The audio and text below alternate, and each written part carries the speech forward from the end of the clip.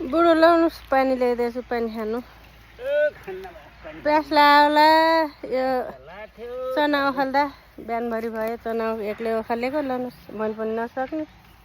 हो बा अहिले फेरि घर गएर खाम्ला अहिले फेरि केटा रिसौला नि बुढोले बारीमा बस्यो पानी खायो भन्लान् अहिले जमाना ठिक छैन अहिले हाम्रो किसानको सरकार बनाएको छैन किन रिसाउने हो र पानी खाँदैन ल सरकारले किसानलाई माया गर्ने सरकार आइदिए त हुन्थ्यो चिसो छ पानी ठिकै रहेछ हो प्यास लाग्थ्यो कति हो चना दाना छन् कि नै चना छन् अलिअलि छन् खाना त पुग्छ पुग्ला त के अरे आफ्नो सम्पत्ति जति भयो नि